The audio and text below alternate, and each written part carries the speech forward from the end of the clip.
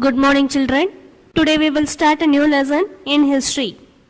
It is lesson number 5, the Vedic period. Before learning about the Vedic period, let us discuss briefly about the Indus Valley civilization. Indus Valley civilization flourished between 3000 to 1700 BCE. The cities of this civilization shows that people had a good knowledge of town planning and they were good architects. The earliest cities, that is the cities which were formed during this Indus civilization period, are discovered, and they are Harappa and Mohenjo-daro. These cities had a good town plan and also a good drainage system also. The houses were made of bricks and mud. It also had a great bath in the heart of the city. This great bath resembles the modern day swimming pool. The life of the people in Indus Valley civilization.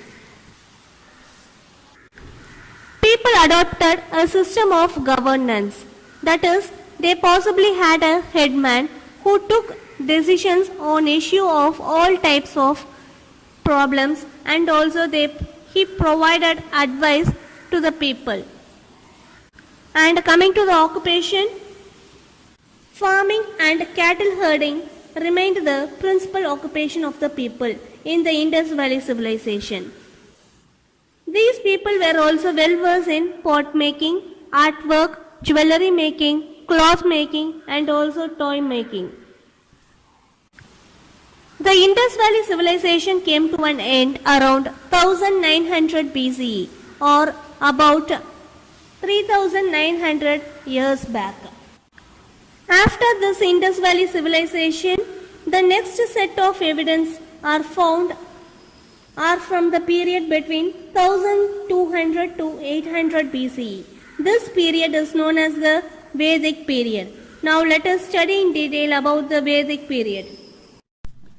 Learning objectives. In this lesson, we will study about the Aryans and their spread in India. That is, we will study about who were these Aryans and where do they come from, and also the places where they settled in India. And then we will study about the Vedas and also the life of the people, that is the Aryans. Their political life, social life, status of women, food and drink, entertainment, economic life, religious aspects of life, and the 4 phases of life. And then we will study about the Chalcolithic settlement in the Deccan region in Enam. And we will study about the burials and the megaliths also. So children, shall we start the lesson? So children, we have already studied that the period between 1200 to 800 BC is called as the Vedic period. It got its name from the Vedas, which have been found during the Vedic period. And next we will study about the Aryans and their spread in India. The people of this period are believed to have come from Central Asia. So the people during this period, who lived during this period, are believed to have come from Central Asia. And now let us see how they came from Central Asia. They came across the Hindu Kush ranges into the plains of the Indus Valley. Here the Hindu Kush ranges are the ranges of mountains which extends from Afghanistan to northern part of Pakistan. So the people of this Vedic period came across the Hindu Kush ranges and they settled down in the plains of the Indus Valley. And later they slowly spread into the region of the Ganga basin. That is, they slowly extended their settlement in the region of Ganga basin. The people who lived in this region are called themselves as the Aryans. Okay children, so who were the Aryans? The people who lived in this region, that is in the plains of the Indus Valley and also in the regions of the Ganga basin, are called as the Aryans.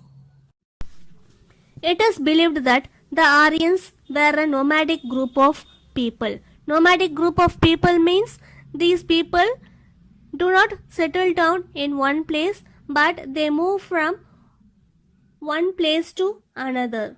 And they lived originally in Central Asia, and some of them migrated, that is, they moved to other parts of the world towards both East and West, or India and Europe respectively.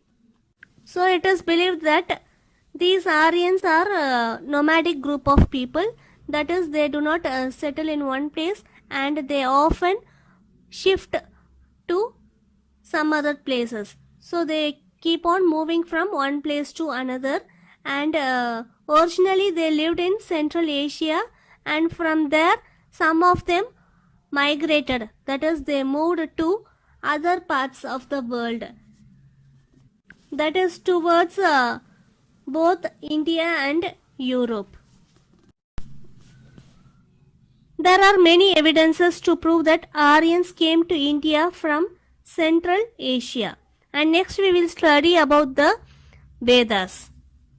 The Vedas were found to have been scripted on the bark of birch tree. That is, the Vedas were found to have been written on the bark. Bark means it is the outer covering of the trunk of the tree. So the Vedas have been written on the bark of the birch tree, which is found in the hills of Kashmir. And they are also known as Bhojpatra. These Vedas are written in Sanskrit language. And next we will study about the 4 types of Vedas. The 4 types of Vedas are Rigveda, Ajurveda, Samaveda and Adarva Veda. The Rigveda. The Rigveda is the oldest of the 4 Vedas. It consists of hymns. Hymns means a religious song in praise of various gods and goddesses.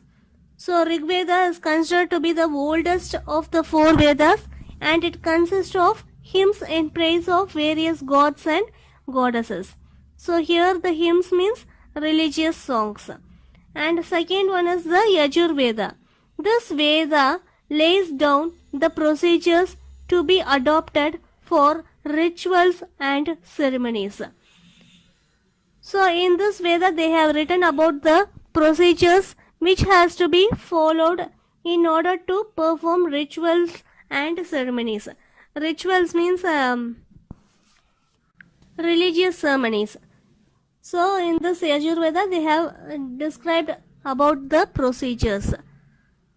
அதாவது இந்த சடங்குகள், சம்பிரதாயங்கள், விழாக்கள் ஒரு religious செரிமனிஸ்லாம் வந்து எப்படி step by ஸ்டெப்பாக ஒரு ஆர்டராக பெர்ஃபார்ம் பண்ணணும்னு சொல்லிட்டு இந்த யஜுர்வேதாவில் சொல்லியிருக்காங்க. The Samaveda. This Veda is the musical form of hymns. And the 4th one is the Adarva Veda. This Veda has spelled out various forms of charms of magical spirits and remedies. That is, in this Veda it includes prayers and hymns with magical spirits. Like they have prayers to grow their crops, and they have prayers and hymns to mesmerize people also, etc.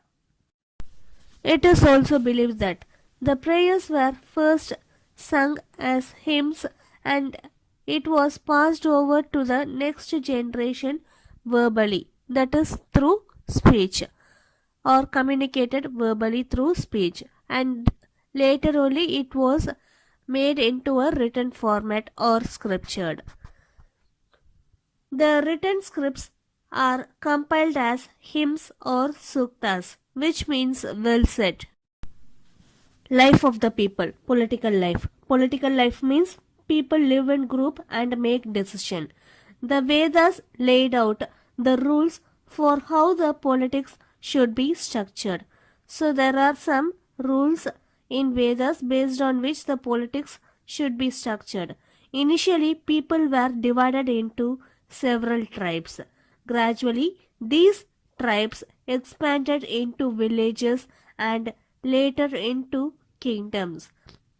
So initially people were divided into several group of tribes, and as the population increased, that is as the member in the group increased, it later expanded into villages and later into kingdoms. Thus the political setup grew in the following order by 500 BCE.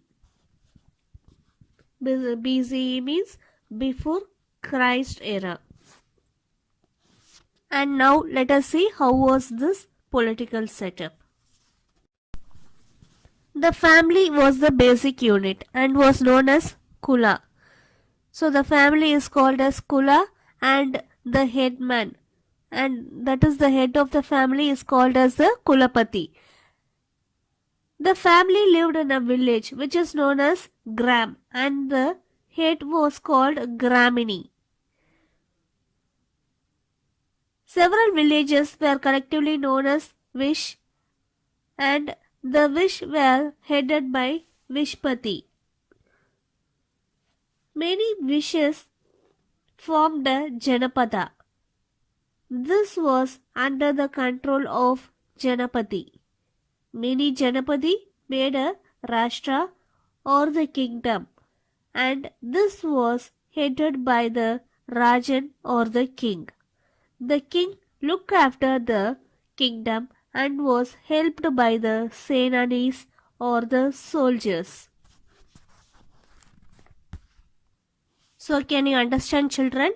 The basic unit is the family, and the family head is called as the Kulapati, and these family lived in a village, and the village is called as Gram, and the head of the village is Gramini. Several villages are collectively called as Vish, and the head of that Vish is called as Vishpati, and these Vish were collectively called as Janapada, and the head of that Janapada is Janapati, and many Janapada was called as Rashtra or the kingdom, and the head of that Rashtra or the kingdom is Rajan or the king, and the work or the duty of the king is to look after the kingdom, and the king is helped by the Senanis or the soldiers. In the kingdom, they used to conduct assemblies, and these assemblies were divided into two. They are Sabha and Samiti. The Sabha consists of council of elders. So this Sabha consists of elder members. They used to advise the king in order to rule the kingdom, and the Samiti constituted of people who helped in forming policy decisions. And next we will see the social life of the Aryans. The Aryans considered themselves a superior race. That is, they considered themselves as superior or the high class people. They made the local inhabitants their slaves. Local inhabitants means the native people of that region.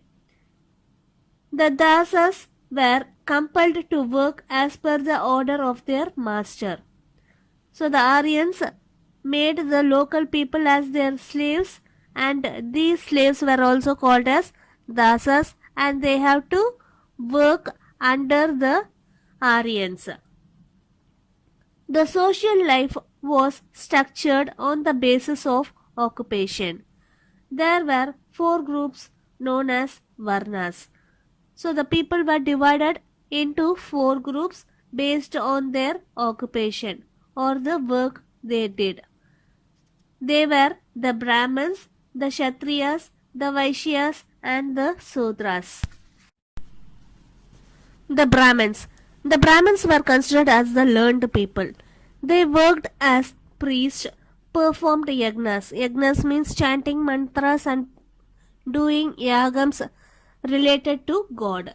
They treated the sick and performed the duty of teaching the society. So these Brahmins enjoyed the superior position in the society, that is, they were in the upper class. Their duty is to perform yagnas, treat the sick, and to teach the society. The second group of people were the Kshatriyas. The Kshatriyas were the rulers and the warriors, that is, the soldiers. They performed the duty of protecting the people. The Vaishyas. The third group of people were the Vaishyas, and most of the people belong to this community, that is the Vaishyas. The Vaishyas were the agriculturists, craftsmen, traders. Traders means they do business, that is buying and selling of goods, and most of the community was thus part of this group. The last group were the Shudras. This was the class which was performing the menial. Menial means unskilled. They were unskilled workers and they do unskilled jobs like sweeping, cleaning, removing dead carcasses. Carcasses means removing the dead body of the animals and also other such related. Okay students, so in this class we have seen the Aryans and their spread in India, the four Vedas, life of the people, political life and the social life. We will continue the remaining part in the next class. I have given you the PDF that has to be written in your classwork note. Thank you all.